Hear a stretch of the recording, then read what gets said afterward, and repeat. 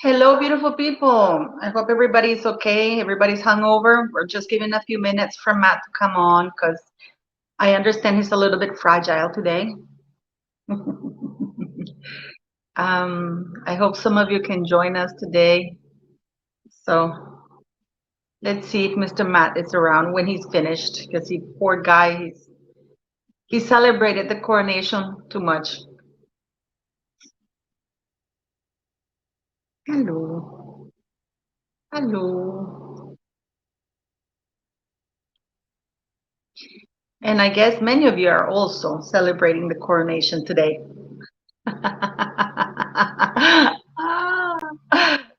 This is so funny. A lot of people are hungover or fragile. That's like to call it. People are fragile this morning.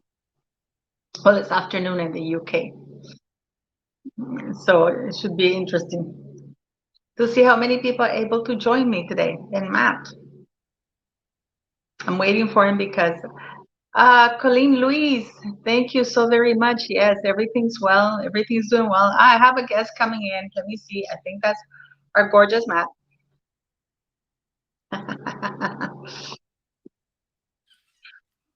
Hello. How are you? Hello, Matt. Look at the state of me. Have you seen? Because I've applied sunscreen my whole life, and you sort of basically know where it goes without looking. I put it on yesterday, but because my hair's receded in my old age, look there. Oh, please, your hair's fine.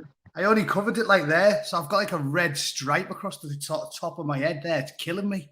It's like nearly burnt my face off. I'm not used to all this California sunshine. And you're a white boy. That's another thing, huh? Yeah, pasty white boy. Hello, Maggie P. Hello, hello. Thanks for joining us, guys. Thank you. So, you told me you're a little bit city. You're a little bit fragile this morning. Yeah, we went to a beer festival. And because Americans are much more civilized and mature when it comes to drinking than the Brits and the Irish, it's all you can drink. You buy your ticket, you go in, and you can drink for free the whole time you're in there. So obviously, with that aforementioned immaturity on my part, I just drank, I don't even know, far too much, and I burnt my face off. So yeah, I'm not feeling well. All you can drink? Yeah, as much as you like. But in alcohol? Yeah. Which wouldn't happen in England. You know what else they do out here? I've noticed American weddings, they always have free booze, like as much booze as you can drink. And I've been to a couple of weddings out here and it's always open bar. And I'm like, it's just like I've died and gone to heaven. And the people say like... No, that's the case in every wedding, isn't it? No, not enough back home. No, I was like, I've never heard of it being an open bar back home because if there was, the wedding party would be on fire about 2 hours after it started. So... yeah, we're not very mature, are we? It's just a cultural thing. So, yeah, I've got a burnt head and a bad hangover. So, yeah, winner. Oh, my goodness. What were you doing? Just celebrating or what was it? Was it about the coronation? See, I planned to take the day off anyway for the coronation. But then my mate who I work with was like, oh, I can get us free tickets for this beer festival. And I was like... It's like the God aligned the stars for the coronation. So yeah, and it was good, and it's good because of the 8-hour time difference as well. So we watched the coronation for a bit on the telly here, and then obviously it was only 10:30 a.m. when I left the house, and then we went to the beer festival. It was started at 11:30. So it was a good day, really, other than getting frazzled by the California sunshine. Like I said, I've got a bit of a... God. Did you wear sunscreen or anything? Yeah, and that's what I'm saying. Because my hair's receded over the years, I only put it on where I naturally got used to putting it on over my life. So I did that, but I forgot where my hair's gone back. So this part got burned, this part didn't. So I've got like a nasty red stripe across the top of my head. I look like I've been I look like a clown or something, like kind of weird. Ah, well, can't be helped. Can't be helped. Well, no, but you're okay. You're doing okay. Did you celebrate all the coronation, or was it just for? It was just a happy coincidence that the coronation was interesting. I'll tell you what. Me and my missus made the point when we were watching the coronation. William is just so obviously a better choice. Like I know a lot of us royalists thought that he was gonna just abdicate. Like we thought Charles was just gonna. He's waited so long. His mum got so old and waited so long. We all assumed he was just gonna hand it over to William because not just because he was much younger, but because it made sense. Like Camilla was unpopular. he's clearly got his issues. It made sense for the monarchy for them to just pass it straight to William. But even on, if you ignore the history, even on the face of it, it's just better for William. When he was sat there with his robes on and stuff, even when he sang and the way his bearing is, the way he talks, he's really tall, he's got a booming voice. He just looks the part. It's so obvious that William should be the king to me and not Charles. So no, Charles obviously... It's everything, Matt, too. Hello, guys. Thank you for joining us, guys. Thank you so very much. I'm sure many of you are hungover. But no, and also let me tell you, I thought, yeah, you know, not only does he look the part, but he doesn't have baggage like Charles exactly does. And this is what people don't understand, you know. He could have, you know what, let me see what you think about this. Had he not married Camilla, had he just remained single and kept her as his mistress, do you think he would be more popular? It's a hard one, isn't it? Probably, because so many, looking at social media, so many people just have issues with the title for her. They don't like the fact that Camilla's the queen. If you look at like Twitter, loads of people are on there saying like Diana was my queen, like she's not the queen. I mean, yeah, so maybe it would have been better. Yeah. I'm sorry. Oops, I was one of those haters. you know what I mean? No, it just is on the face of it. So Charles is clearly more of a wanker than I thought he was, because I thought he'd have the strength of character to know that for the good of the institution, he should just pass it over to William. He's way more popular. They look more kingly. Kate's beautiful. The kids are even good looking. You can see. Can you see that they were a little bit inbred? Like, I don't mean to be mean, but you can tell they needed some new blood in the family, because that's why they got Diana in. Obviously, he didn't really want to marry Diana. They got some new blood in the family. And how much better looking are they? Like, Kate and William's children are beautiful. And you look at the rest of them when they were kids, they're all sort of like got big ears and they are a little bit funny looking, aren't they? Because they were a lot distantly related. Well, even Prince Edward's kids are very good looking, Lady Louise, and you know his son is really good looking boy. You know, the Yorks, something happened there. I don't know if Sarah's not. Yeah, bit of inbreeding. Well, yeah, because Philip wasn't he like the third cousin or something of the Queen? Yeah, I love Prince Philip. They're all related. Yeah, I love Prince Philip, but he was a distant relative, and it's kind of weird. So I don't think it's any coincidence that Charles is like ugly and William and Kate's kids are really good looking. No, I mean, and I gotta tell you, there has to be an age. I really do think that there has to be an age limit for being a monarch. Yeah. Clearly, Charles needed help getting up. And even a waste of money, isn't it? What if he dies in like 3 or 4 years' time? If you check the actuary tables, give you those percentages about what your likelihood of death is. And every year it goes up and up and up. It's not inconceivable that Charles is going to die in a couple of years' time. And then we'll have to do it all over again. It's stupid. Yeah. But that's what I was talking. Who was I talking to? Another YouTuber. I was on another channel. And I was saying, that's a very bad return. You're going to get a bad return on investment, because they invested, they spent over about 250 million pounds, I think, in total for this thing, mostly due to security. And but people say, oh well, they make it back.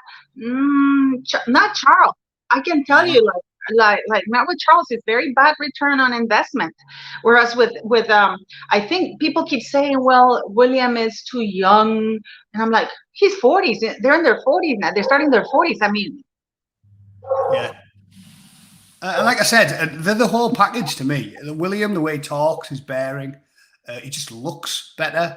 They're the whole package. Kate's beautiful. The kids are good looking. The family photos of all of them. And I'm not a sentimental man, but I like seeing them because they just look like they're off a magazine or a catalogue. Like Kate and the kids, lovely family. They should have just stuck him on the throne. Charles should have had the intestinal fortitude to just say, you know what, it's going to be better for the monarchy. It's going to be better for the country, our popularity, everything. You just take it. Just say, yeah, I'm going to dignified and just hand it straight over to William. But he obviously hasn't got the character.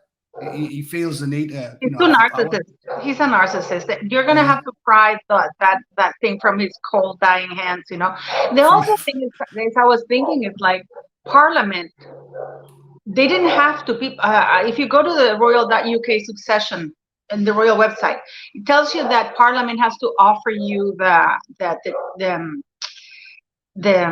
monarch role, and they don't necessarily have to offer it to the next in line like they did before. There's even an example there. I think it was James or something like that. That they chose the better person for the monarchy, who they thought would be better. Yeah. But I just think that the Parliament people are so crooked today. You know, it's not even funny anymore. Not even funny, is it? All of our leaders are scum. Like, that's what I you know, I'm what they call black pilled. I'm totally black pilled. Like, I 100% depressed and nihilistic about the future. I don't see it being good. And that's what I tell people with regards to voting. Like, it's got so bad now that when we vote, we hold our nose and choose the least worst option. But we still hate them. We even hate the ones we vote for. Like, in Britain, everybody hates them. Nobody likes the Labour Party, the Conservatives, the SNP are corrupt. They're all scum. Like, we are sorely led by corrupt scum. Nobody likes any of them, even the people that vote for them. Look at Keir Starmer, they all hate him. Nobody likes him. They'll vote for him, but they don't like him. And we're sorely led. Plus, the royals can do whatever they want. Me and my missus were talking about it, saying they should have given it to the Queen should have given it to Anne. Everybody likes Princess Anne. Should have given her the job rather than Charles. I know. Well, you know that the Queen did they amended the Succession Act in 2012 that it would be primogeniture over gender, but only from 2011 because you know. But I think that Anne would. I mean, Anne is the goat of the royal family. Yeah, everyone likes her. Yeah, but you know what you were saying about Prince William and Catherine. I think right now would have been the perfect time for them to take over the monarchy. You know, and it would have been big of Charles to say, you know what, I love my son, but this is better for the monarchy. I'm handing this over, you know, to him. Definitely. No, can you imagine? That would have been a coronation. I can guarantee you that the whole nation would have been, because not very many people had joy in the thing. You know, it was not a joyful thing. And then you have Camilla's sister on the balcony, you know, and, you know, I mean, it was pretty awful. And I said yesterday that it wasn't Charles' coronation, it was Camilla's coronation. Thing is, I've told you, I think we disagree on this, don't we? But I've told you, I actually like Camilla. Like, I've read so many glowing reports about her. I think if you actually do pay attention and all of the people that have had anything to do with her and all the charities and all the Zoom conferences she's done and all the engagement she's done, I reckon she's really nice. So I have moved on Camilla. Like I said, I think I like her more than Charles. And I know I'm in a minority there because a lot of women hate her, don't, because of what happened with Diana. But on a personal level, I think she seems quite nice. And have you noticed, whenever Charles is like losing his temper or snapping at people like he did when he was signing his book and that, Camilla's always there trying to paper over the cracks. Like she's the one with a smile. She smiled at the coronation. Charles looked like a right miserable twat the whole time, didn't he? He's just got no charisma, Charles. He's just got no charisma at all. Well, I can only imagine the kind of deals, compromises he had to do in order to get Camilla crowned. Because, you know, Camilla, there's an official document, man, that the Church of England, I mean, I got a very good email from one of my subscribers that she said that it's incredible that Camilla was officially declared an adulterer by the Archbishop of Canterbury, and this is why they refused to marry Charles with Camilla in a church ceremony. He is the first monarch to marry in a civil ceremony while being the head of Church of England, because his marriage to Camilla was not approved by said church. And here you have the same Archbishop who declared Camilla adulterer and not good enough to marry the future King of England, crowning Camilla. You could see that. So I'm pretty sure that Charles had to do a lot of compromises to get that done. Yeah. Well, like I said, I think I do disagree with a lot of people on that. But with me, I told you, I don't let my heart rule my head. I just follow the evidence, the logic. And I have definitely moved on Camilla because I joined in with everybody else with the outrage because Diana was so popular. And like I said, deservedly so, which is what I keep telling everybody about the differences between people like Diana and me again, Mardy arse. Like Diana, I always tell people this. There's photos of Diana when AIDS was at like that height of ravaging people in the early 80s, Diana was like hugging people with AIDS and she was kissing babies with AIDS, and she was genuinely like beloved because she did seem to actually care about people. So when the whole thing kicked off, I joined in with everybody else and just had loathing and hatred for Camilla. But if you, like I said, if you know what actually happened and you see how Diana and Charles were sort of like pushed together, they were basically trying to do an arranged marriage. I do feel it's more complicated than people think it is. I don't think Camilla's like evil personified. I think that her and Charles had a thing, and it was always there. And Diana was seeing other people, and I think they were kind of in a loveless marriage, weren't they? It's too easy for me. I think people, especially women who read gossip magazines, I think it's too easy for us to judge. Like, life's hard. You don't know what goes on behind the doors. You know, if people have a loveless marriage and you're not having sex or whatever, and someone strays, it can happen. And I do think people are too judgmental. And I'm not saying that because I've got 7 divorces behind me. I haven't. I've never been divorced or anything. But I can understand, you know, I'm lucky enough where I get on really well with my missus. Well, mainly because she tolerates my shite. And, you know, I'm lucky enough to have a good marriage. But I can understand, you know, if you're arguing all the time and you're not sleeping together and you're a normal bloke, I'm obviously doing this from the man's perspective because I am one, and you're a normal bloke and you've got options and you're popular with other people, I can understand why you'd stray. I don't think it's the crime of the century. I think the reason people love to jump on it is because we all love to point at other people's failings because then we can ignore our own. So, you know, you might get someone who's been divorced 3 times and had like 10 affairs, but they love going on Twitter and going, oh my God, Camilla's such a slut.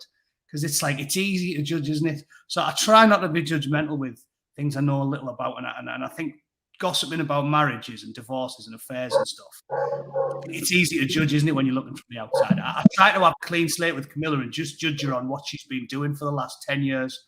And according to the general public, apparently she is really nice. So for me, despite all of the baggage, I think I prefer him. I prefer her to him. But I think, yeah, both of them should just be out of the picture. William should have took over because, like I said, they've got the whole package, the whole lot. The family. Did you see them on that carriage and everything? I mean, wow.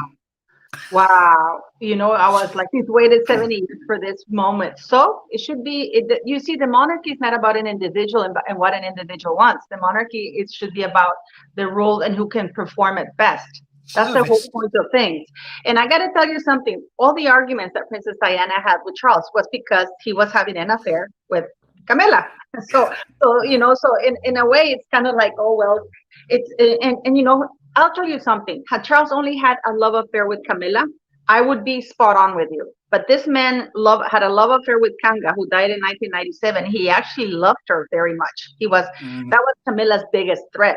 And then he had this other affair with this Canadian woman, you know, who sold. See, I don't even know about all of these. I don't keep my finger on the pulse. He was deeply in love with Lady Kanga. She was from an aristocrat. And she was married, of course. She died of cancer in 1997, but Camilla hated her guts because she was, I mean, Charles fell completely in love with her, blonde, you know, very sassy and stuff like that.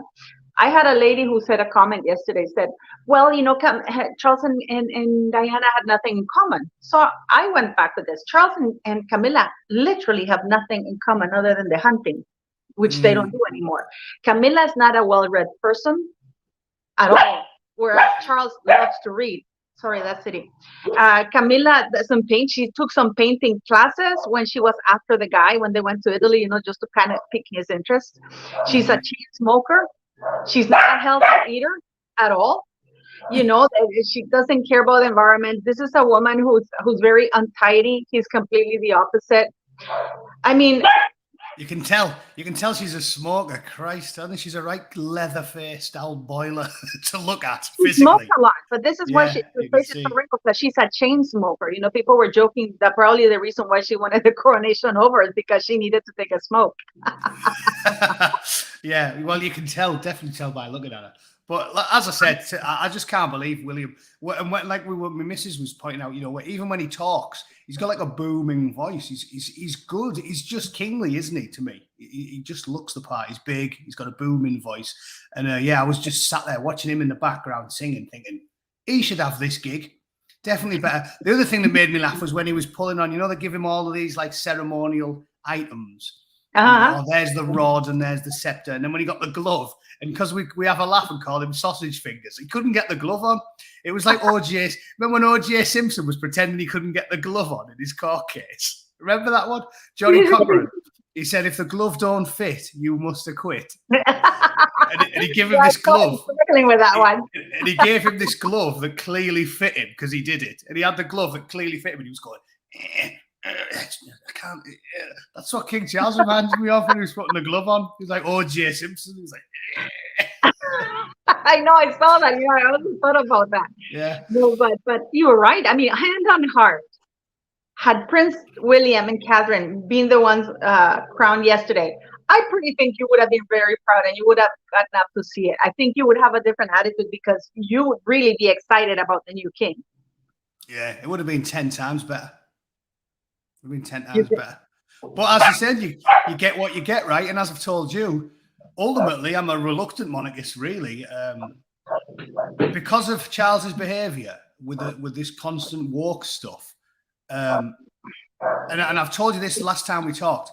The failing idea that they've got, where they can win over people that have always hated them by pretending to embrace their cultural and political ideology, is ludicrous.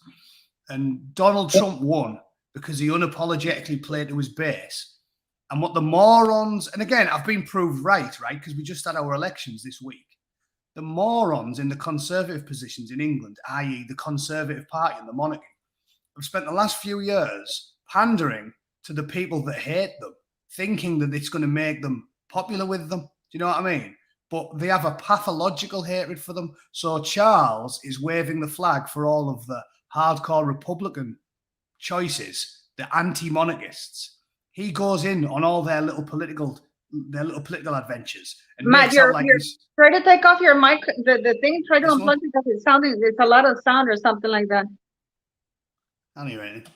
So, I think I can't hear you. If I haven't got them in, I can't hear you. The sound is really bad. It's very fuzzy. Can't hear anything on my end. Can you talk? I can hear it. Weird. I wonder if it's because we've got two mics. There's one on here and there's one on there. We've done this loads of times, though, haven't we? I haven't had a problem. I don't know. It just happened right now. Let me see. Let me see if it's mine. Talk and I'll mute my mic to see if it's mine. All right. How's that? Go on. Right. Well, is it you? Oh, it's me. It's on my end, is it? Yeah, no, I haven't. Oh, you can hear Matt, no problem. Okay, let's go for it then. It's just me that I'm hearing that. So it's okay. Sorry about that. Go for it, Matt. Well, so what I'm saying is the sensible political actors like Trump, well, it's rare he gets called sensible, but it was a winning strategy for 2016, was to play to his base and ignore the people that the detractors. And what the monarchy's doing now, the modern monarchy and the British Conservative Party, is they're trying to win over the people that they hate them, as if it's like people that are swing voters in an election.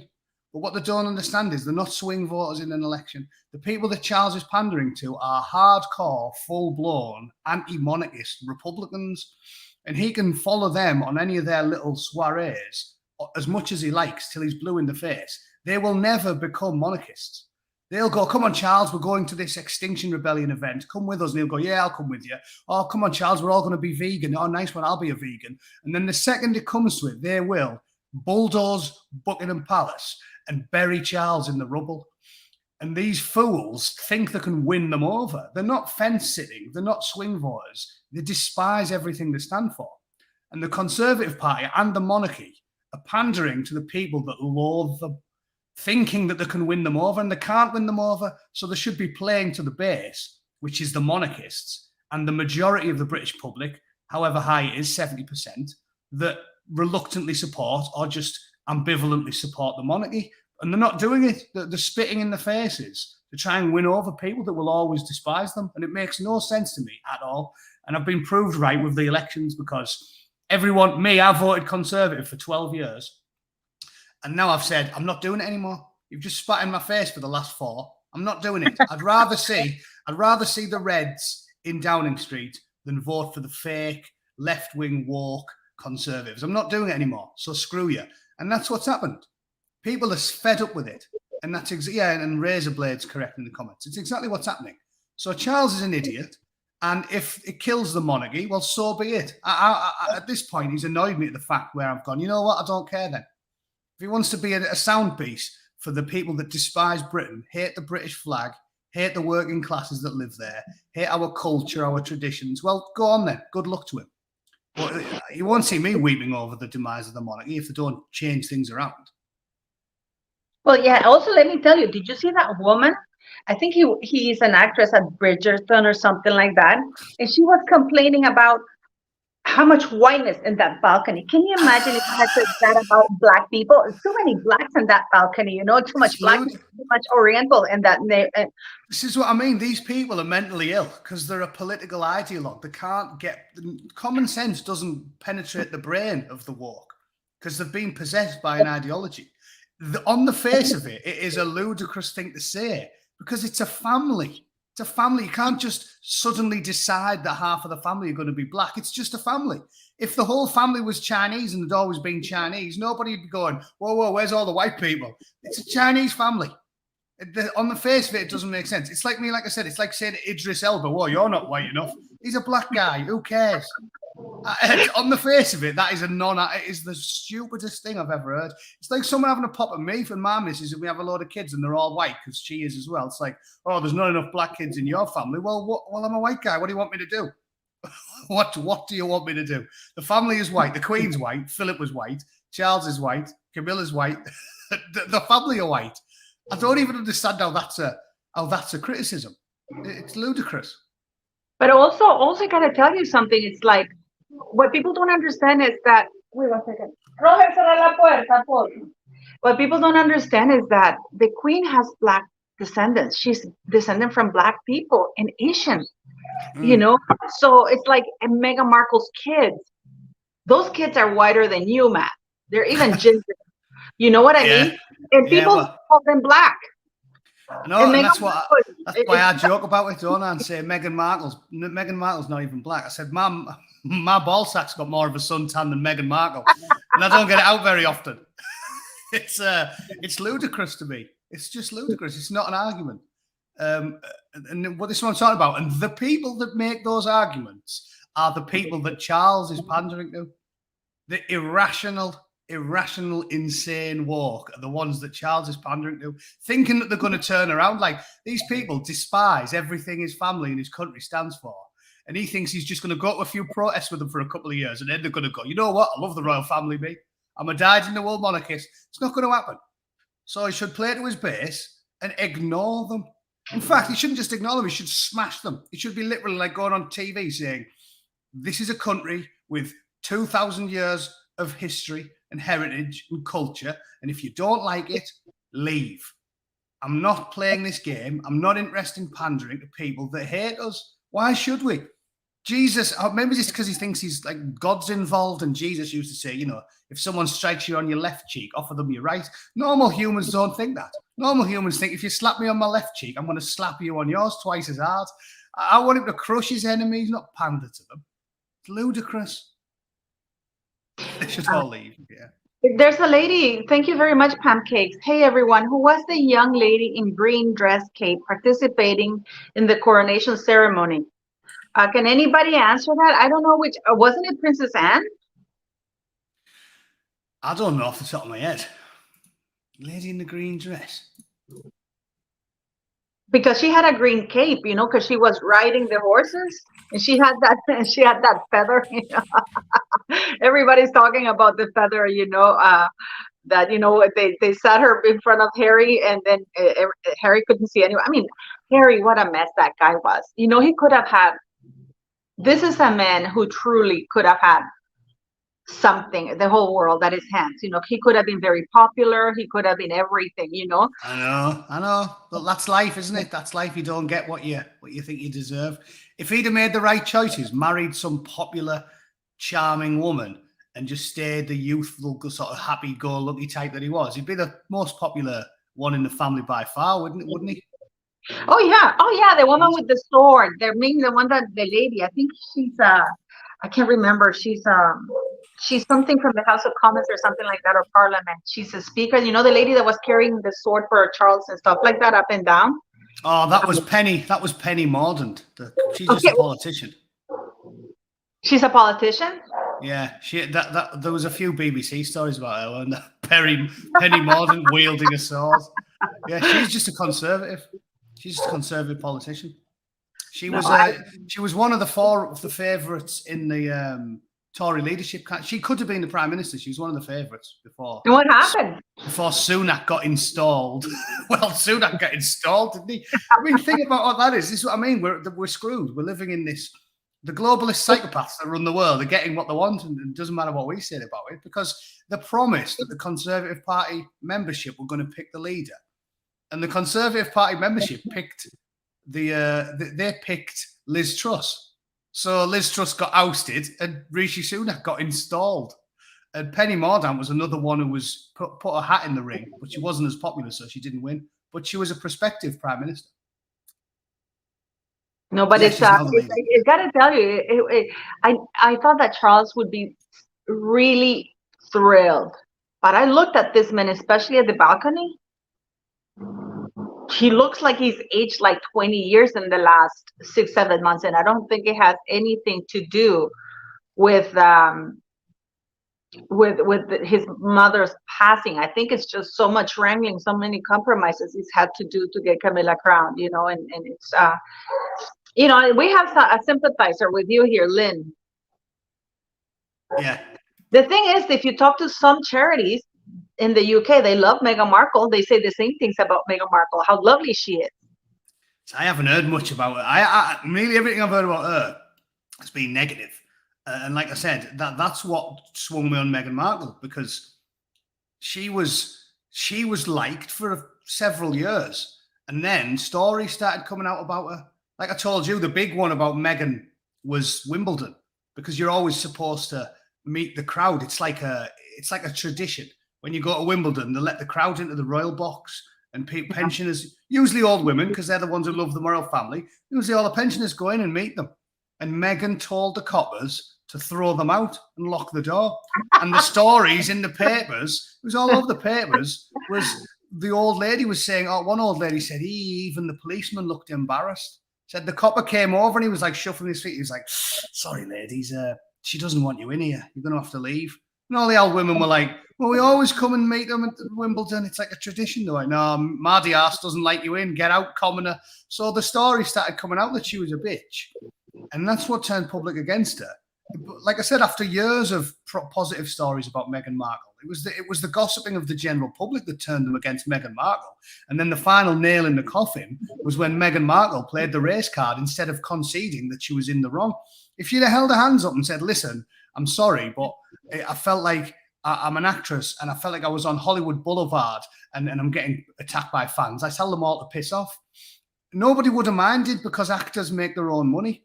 If Tom Hanks is walking down Hollywood Boulevard, nobody expects him to stop and talk to the Great Unwashed for 2 hours. But they do expect it from the royal family, because the royal family work for us. And Margot and Mardy Arse acted like an actress. She was like, get all these people away from me. So the public started gossiping and saying, oh, hang on, turns out she's a bitch. And then instead of holding her hands up and saying, sorry, I didn't realize I was still acting like I was in Hollywood, people would have forgiven her. And instead she went, oh, yeah, you don't like me because I'm black. And she isn't. So the whole public went, oh, yeah, she's all mouth and no knickers. As soon as she started gobbing off, the general public seen her for what she was. Because she didn't apologize. She talked to you like you're an idiot. Oh, yeah, it's because I'm black. What, when you aren't? When we've been saying uniformly positive things about you for 3 years. Yeah. Now you're playing the race card. Come on. And that's what turned everyone against it. It was her own behavior, nothing else. Yeah. Yeah, but even, it's amazing how people are such a sycophants about it. You know, I saw Mr. Markle. Of course, he came out and gave an interview just now to Daily Mail saying that Meghan Markle was right not to come to the coronation because of what's happened between the family. Instead of saying, yeah, it's better for her to stay away because she's acted like a skank. Yeah. You know, it's because of what transpired between them. Everything that's happened has been created by her actions. So I don't understand why Mr. Markle still doesn't, call things a spade. It's actually, I was reading, well, it was good. It was a good choice that she made not to go there. And then I saw something, an article in Newsweek saying, well, Meghan Markle, the Americans backed Meghan Markle in that she didn't go to the coronation because, she doesn't need them. Wait a minute, then why is she using the title? Yeah, I know. Oh God, I hate her. I could talk about her all day. Basically, she's just self-serving scum of the worst kind, isn't she? Like, I don't believe, because I mean, you know this, you know more about them than me, but I know that she blatantly lied. Like she said, because he's an idiot, right? You know what it reminded me of? It was the plot for Coming to America. Have you seen Coming to America, the Eddie Murphy? Yeah, which one? Number 2 or 1 or 2? The first one? I don't watch the remakes, the modern ones. The first one, the original one, right? And his whole thing is he wants to get a girl who loves him for who he is rather than his title. That's what the plot of Harry's marriage was. It was like he always wanted a girl who loved him for what he was, because he's like a simpering fool, rather than being a prince. And Marty Arse knew it, so she lied and pretended that she had no idea who he was. And there's loads of stories about her saying, like, oh, when she met him, she was like, who's this guy? Like, I don't even, what, royal family, what's that? When she blatantly knew, because there's photos of her outside Buckingham Palace like years earlier. She lied, and it was the plot for Coming to America, and Harry, because he's a moron, fell for the whole thing. He bought a hook, line, and sinker. Ooh, she doesn't even know who I am. Oh, she's never even heard of the royal family. Nice one. She'll be a great wife. She loves me for me. What an idiot. What a moron. Everyone in the world knows who Prince Harry is, you silly ginger twat. She knew who it was. I think Meghan Kelly has come out. Thank you, Jennifer, for the super chat. Meghan Kelly came out and said that she got a good source saying that while Meghan was with Trevor Engels and her first husband, she had a huge board with Harry, Prince Harry, and stuff like that. I mean, there's so many stories that come out. But is he nice? It might be that are so funny, but is he nice? Jennifer is right with Jennifer's comment there. And I've said what did she say? She said white people need to stop pandering to the haters. Because the problem is, right? Yes. The race card is so unbelievably successful. It's like the nuclear bomb, right? The atom bomb has proved so successful because mutually assured destruction has worked better than anyone could ever have imagined. Ever since Hiroshima and Nagasaki, nobody's ever used one ever again. Because the nuclear deterrent works. It's been an amazing success. Everybody knows that if you use one, you are dead. So it's the same thing there. The basically, oh man, I had a great thought on that, and I've just gone off on a tangent. Yeah, so basically, it's like the nuclear deterrent, right? The race card works so well because successive generations, certainly mine, certainly yours, were just conditioned for our childhood that racism is the worst thing ever, and of course it is, because it's repellent to conservative-leaning people like me, because it's like communist ideology, isn't it? Because it's collectivist. Racism is so repellent because it's like communism. It's like all these people look a certain way, therefore I'll judge them as if they're all identical. So to a real conservative, to right-leaning people, racism is abhorrent. So almost nobody is, because we rail against collectivism. But because of the success of the race card, you cannot stand against it.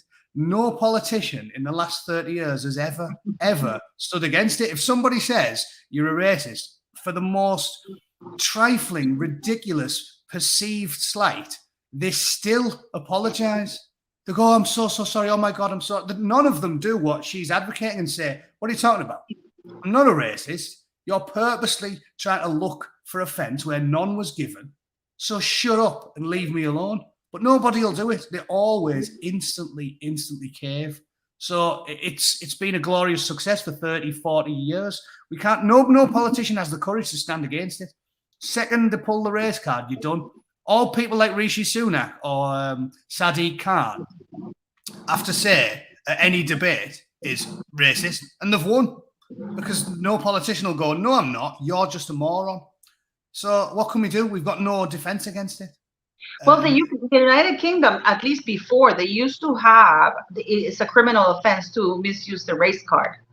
You know, there was a guy, quite a few court cases I put on the on one of the videos I did. It's very easy. You find it, and actually a judged this before, at least in 2016 or so. I still had the balls to this man tried to get out of paying parking tickets, and he accused the warden of being racist.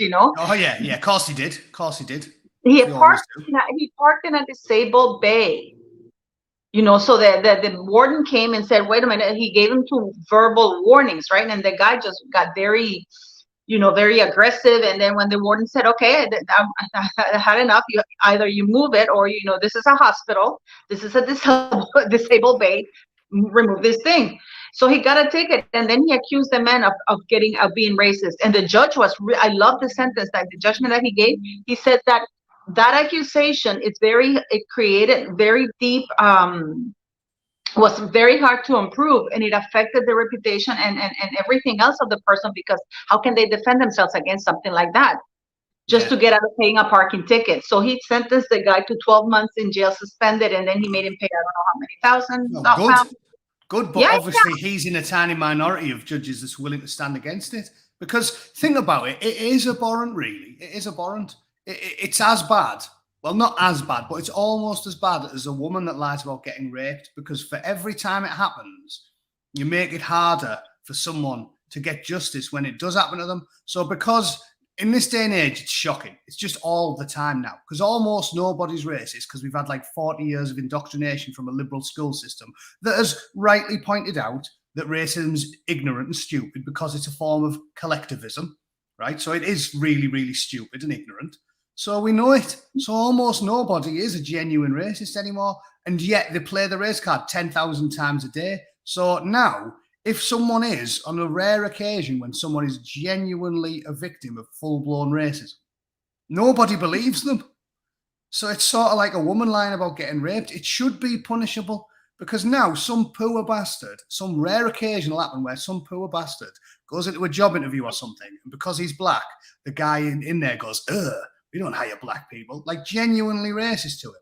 And when he leaves and says, "Oh, I didn't get the job because of it, it was a racism," everybody just scoffs now and goes, "Nobody's racist. He's just playing the race card." So it should be punishable. Do you know what I mean? So it should be punishable. It should be punishable. My cousin, he's a sheriff in Hollywood, in Westwood, and he says, and he's Latino, he's that, but he says he's white looking and stuff like that, and then it's like, he says that he was telling me that whenever they go to a crime scene or something like that, they are highly likely to be shot at more now, because they're too scared to act against a black man, even if it's well, this is why society's completely going to shit. Like, black people have got this power now where everyone's terrified to like stand up to them, and it's definitely making the streets worse. Like, this is why the murder rate's going up in places like Chicago, because the cops have just given up.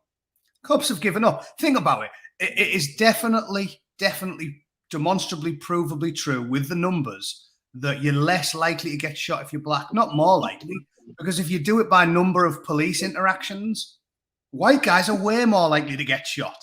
And it passes the common sense test, doesn't it? It passes even if you ignore all the numbers, it passes the common sense test. Because if me and my mate, who's a black dude, are walking down the street and the coppers are like, "Look at those two assholes, freeze," who are they more likely to shoot, me or him? They don't want to shoot that guy, because they're like, if I shoot him, I'm going to get in trouble. It's going to be all over the papers. They'll probably ruin my life. They know for a fact if they shoot the pasty, blue-eyed English guy, nobody's going to give a shit.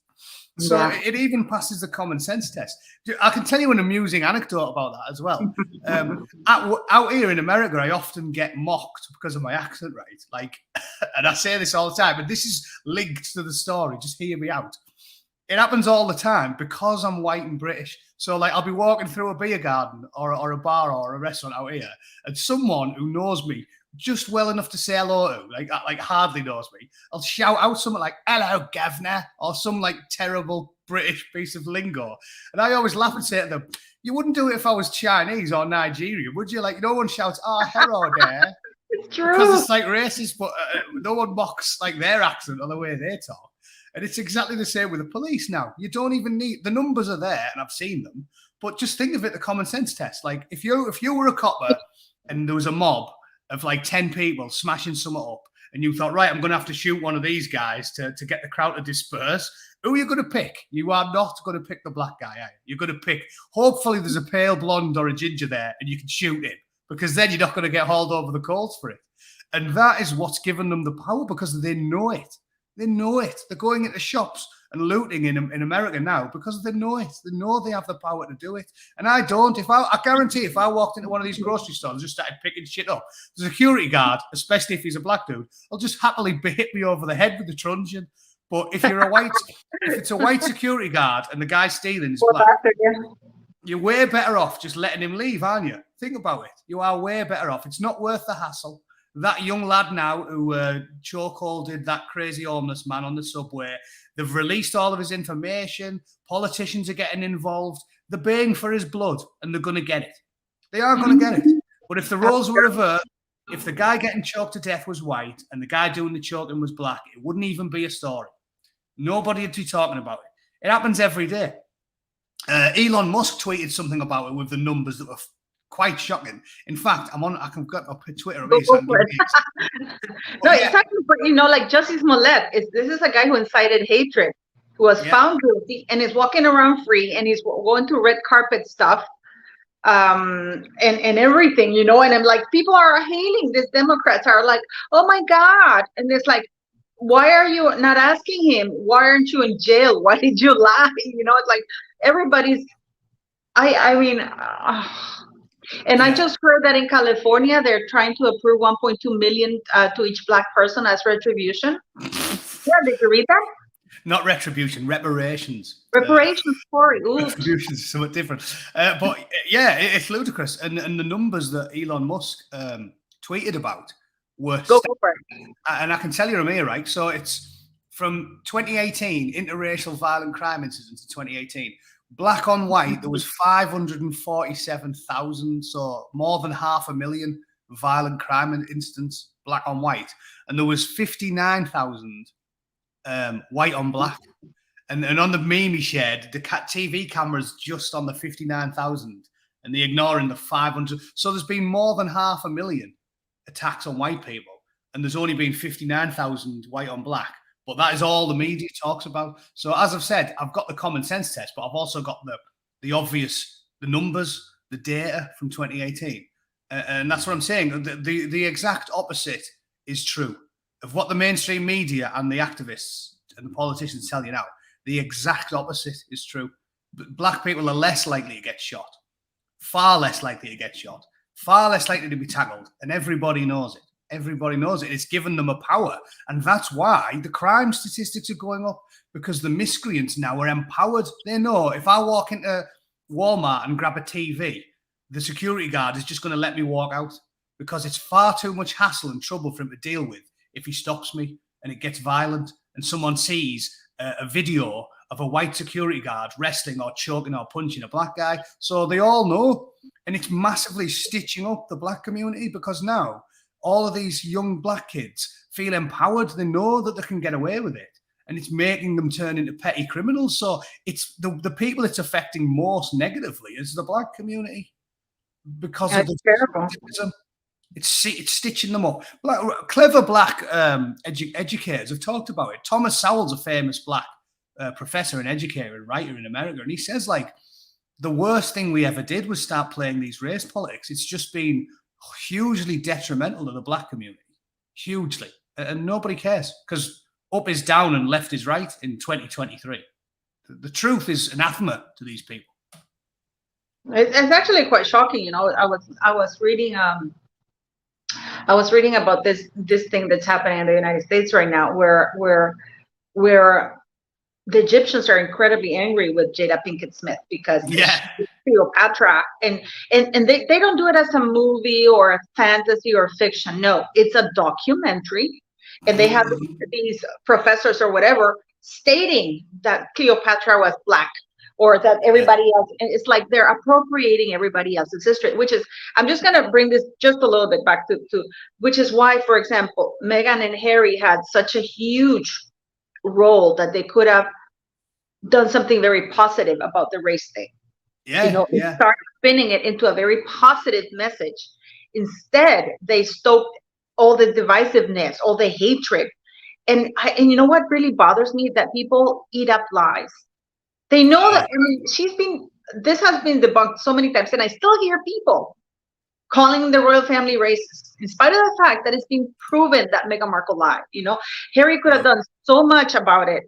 For the coronation, they could have shown up and said, let bygones be bygones, let build bridges, especially now, man. It's such a divisive era right now.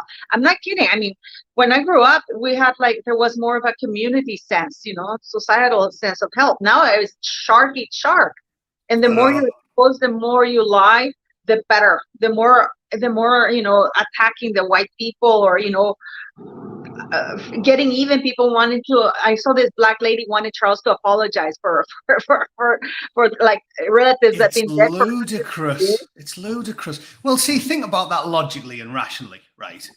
When an apology only means something when it's sincere, and any person who's ever been wronged, people are nice in general.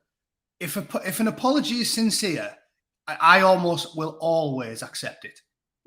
Things have happened to me in my life. I remember, when I was dead young, one of my mates started seeing, because I was in the military, I was away a lot. One of my mates started shagging one of my ex-girlfriends, and it really upset me. I was only young, and I fell out with him and didn't talk to him for months. And then when I did see him, he just hand on his heart apologized, and he was sincere.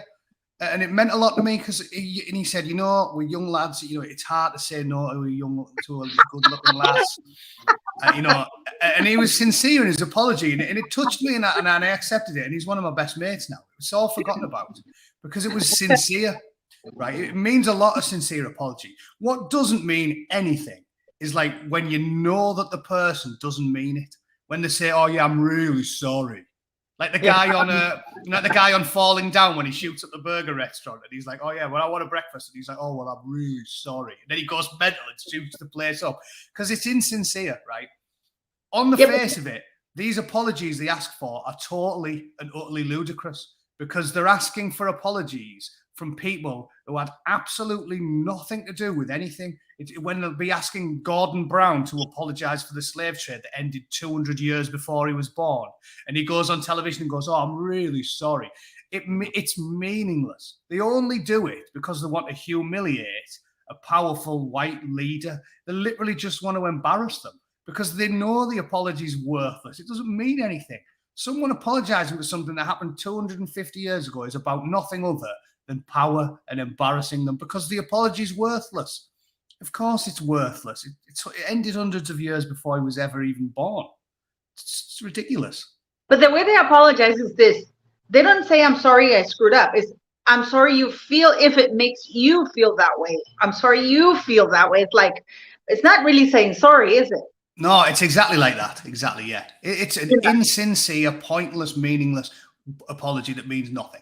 And that is simply about exercising power. We're going to get one of the most powerful men in the world to do as we tell him.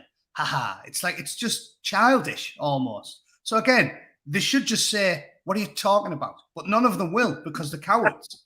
If you're a powerful person and they say, "Oh yeah, you should apologize for something that happened 200 years ago," they should just instantly just go, No.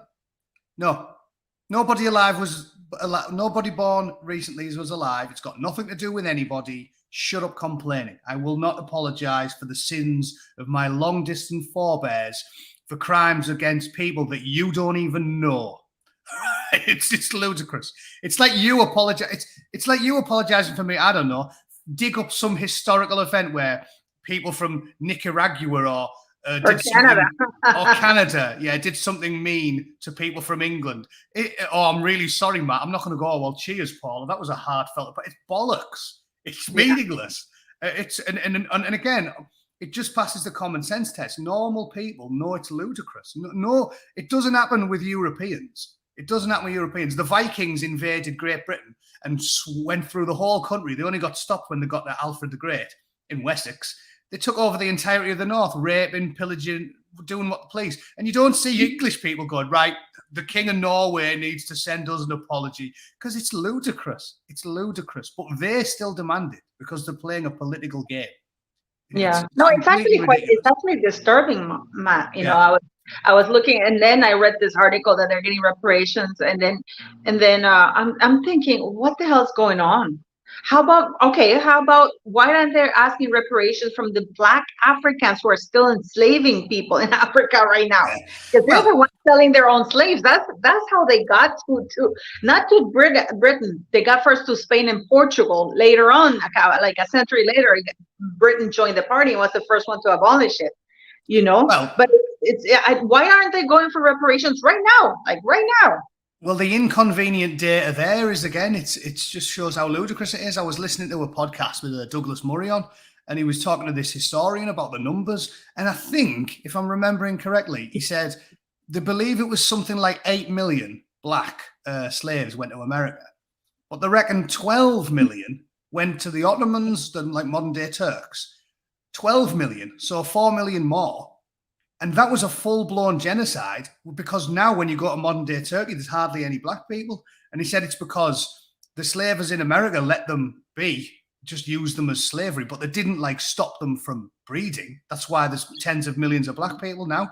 But in Turkey, there's hardly any, because they used to castrate them all. They wanted the labor, but they didn't want them to breed. So they took 12 million slaves to the Ottomans, and they castrated all the men so they could get them to work, but they couldn't multiply. So they fully did genocide 12 million of them, but the Americans took 8. And apparently the Americans are bad because they're white guys, and the Turks, nobody says anything bad about them. This is what I keep talking about. The Japanese Empire in Nanking did one of the most evil atrocities ever in the 20th century. And nobody talks about that. The Turks killed over 1 million Armenians in the 20th century. And nobody talks about that because they're not white. It's the power of the race card. So we've got 20th century mass genocides by Japanese people and by Turkish people. But because both of them have got a bit of a tan, nobody talks about it. And they're just going, bloody George Washington, like he invented the concept. It's antithetical to people that care about logic and reality. Like, I don't have an axe to grind. I'm fully committed to the idea that we should stamp out racism and injustice wherever we find it. I read a lot of comic books growing up. I like to be the good guy, Captain America, Superman. I believe in justice and freedom and people being happy, but it's illogical. And YouTube can ban me and silence me as many times as they like. They can't make me accept lies, fiction, and stupidity. It does, and I can't. And I'm a nice person, and I want people to be happy and treated fairly. But I can't make myself believe stupidity. They can threaten me all the like. I just can't do it.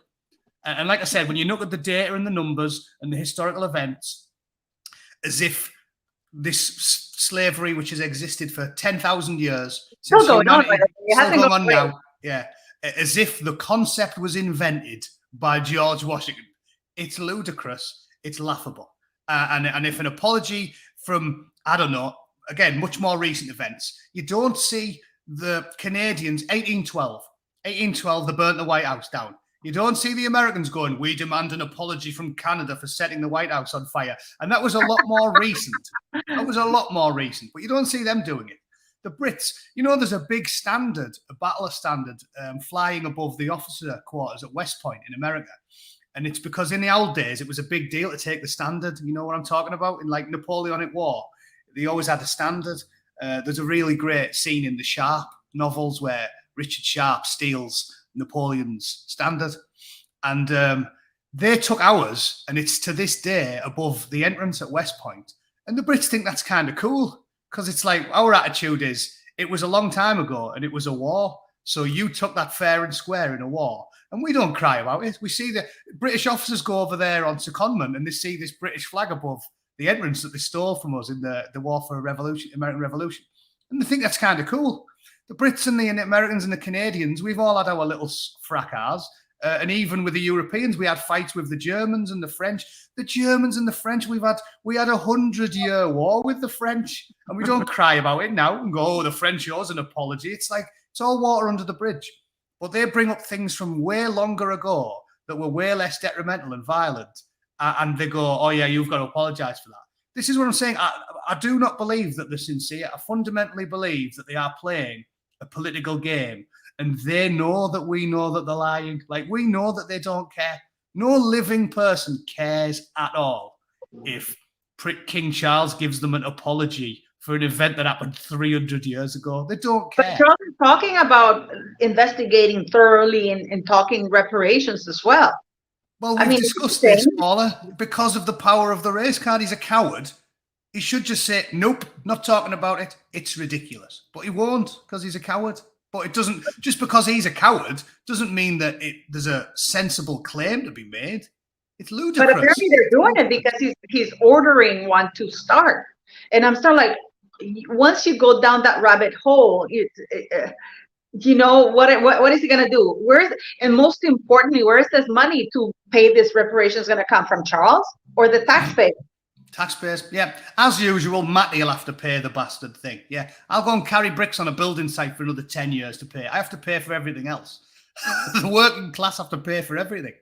It's ludicrous. No, but he wants that. He's actually championing that, apparently. Yeah, well, he's a moron. And this is what I'm saying to you. So we can neatly tie that up like a little ribbon, because that's what we were talking about 45 minutes ago.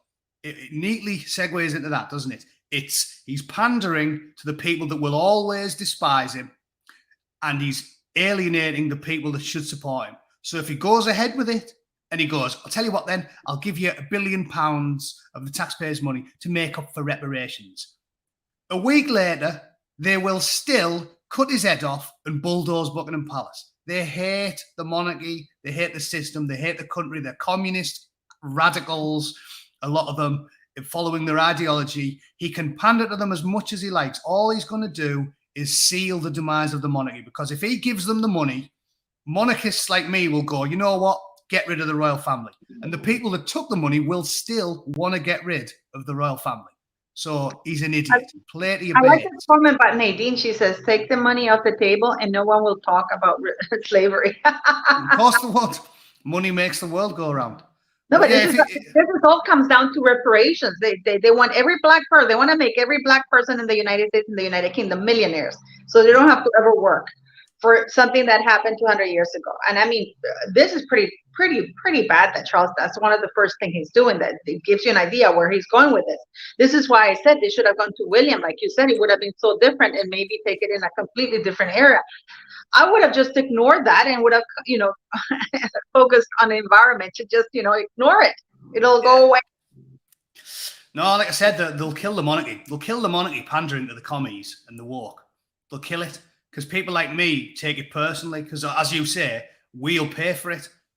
So the people that should be the supporters of the monarchists will get more and more pissed off, and the woke commies will always despise them anyway, no matter how much they pander to them. So he's completely barking up the wrong tree. He will kill the monarchy if he just keeps pandering to these people. He'll kill it. Well, he's doing that right now. I mean, and I hope he doesn't get involved in politics, because that's unconstitutional, and he's been doing it forever. You know, I know he's already doing it. Already, the Queen kept him mouth shut, and he keeps poking his nose in.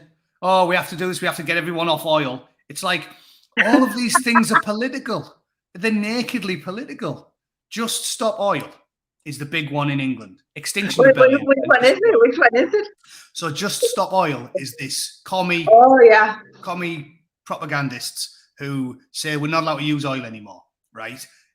It's not about the environment. It's about pushing an ideological narrative, it's a political game.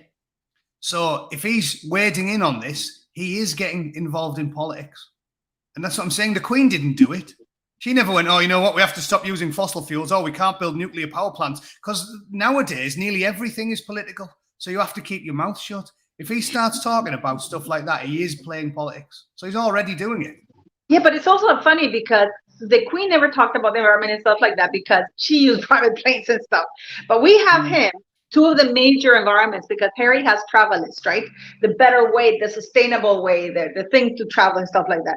And he's taking a plane just to come for about an hour to a 2-hour ceremony.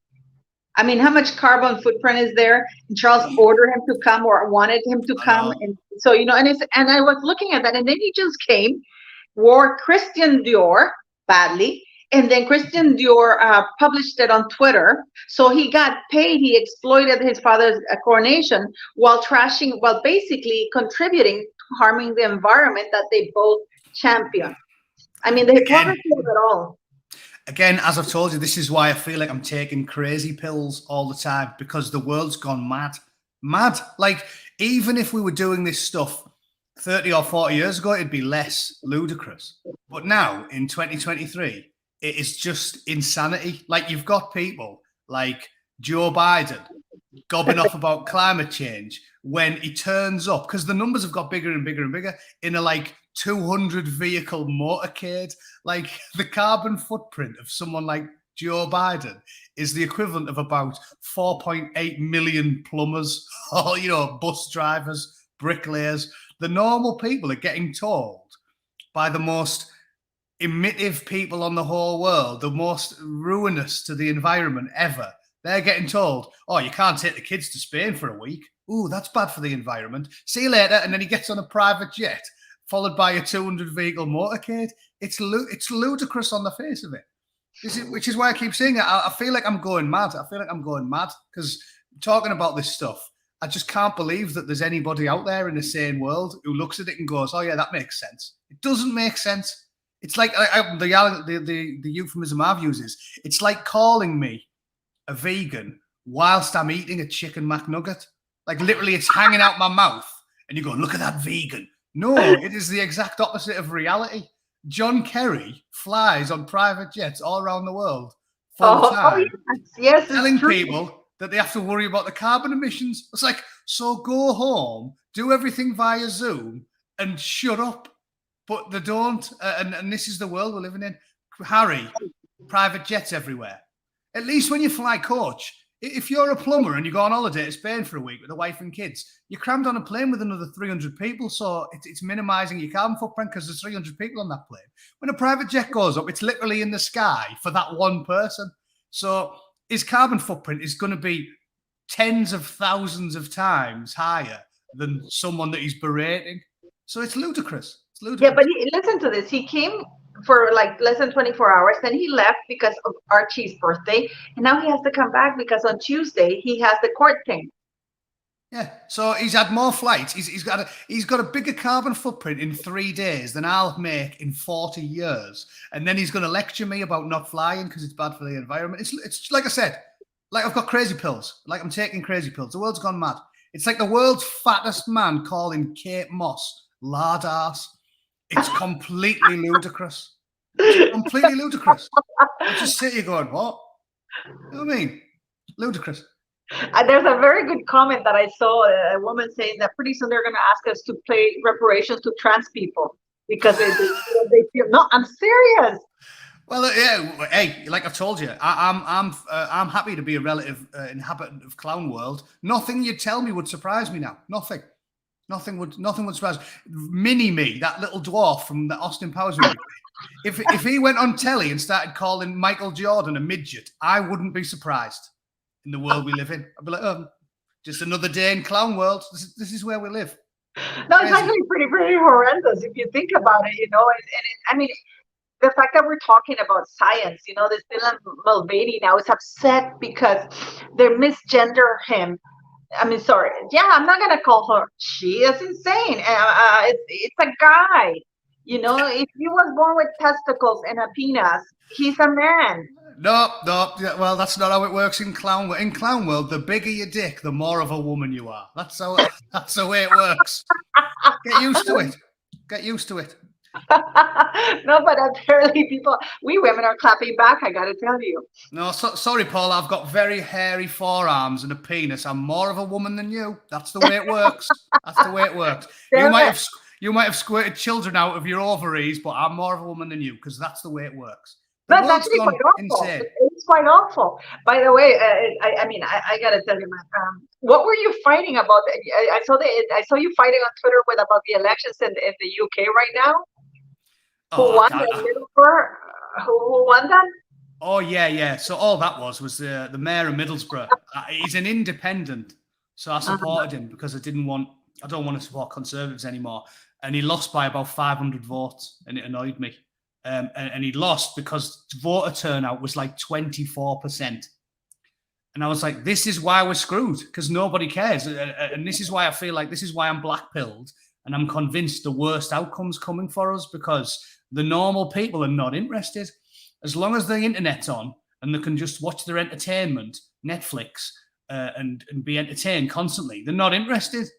So we're screwed. This is what I'm saying. We're going to sleepwalk into tyranny, and this is why the phrase black pilled means, like, if you're white pilled, you think things are going to turn out good in the end, and if you're black pilled, you're just totally desolation, and all you see is misery. And I'm black pilled. I definitely do not think we're going to avoid the tyrannical future we've got coming to us. I definitely don't think we're going to avoid it, because people only care when things get absolutely terrible. As you know, like Thatcher won the election because there was unburied dead in the streets. There was garbage everywhere. The litter wasn't. The bin men weren't coming round. There was trash in the streets. There was power cuts. Only when it gets really, really bad do the normal people pay attention. And I think now we've got the technological ability where it's not going to get that bad. So we're going to sleepwalk into authoritarianism. Like 1984 is going to come true, because the general population are just going to be, because entertainment's getting better and better. They're going to have like VR headsets and stuff. And I was joking about it on my last live stream, if you heard, saying basically we're going to just be plugged in, shagging our VR sex bots and not paying any attention while the whole world just turns into a tyranny. And I don't think we're going to avoid it. I honestly don't, because people don't pay attention. And then worst of all, this is why it's so criminal what the media have done. The media, the reason the media exists, right, is because normal people haven't got the time, because they're not boring bastards like me or you, who spend a lot of time reading and learning about this stuff. Normal people who've got kids to raise and jobs to go to. They work 40 hours a week. They look after the kids. They can spare 20 minutes a day.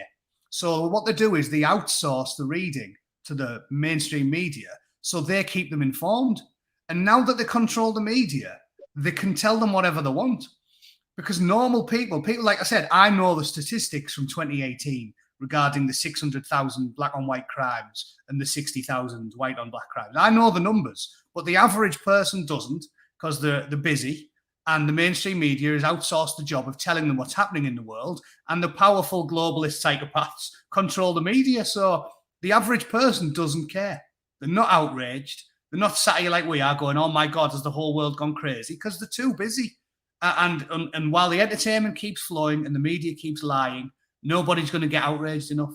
So we're sleepwalking into it. Trust me, in 20 years' time, we're going to be living in a tiny apartment, eating the cricket paste, entertained all day, probably not after work, because everyone's going to be on UBI. We're going to just be in the house 20 hours a day. They know what you watch, where you go, what you say, what you spend your money on, eating the cricket paste, while the elites fly around on private jets, go to Maui, eating fillet steaks, lecturing us about climate change and telling us not to eat meat, because they're the ones that are flying and they're the ones that can eat meat.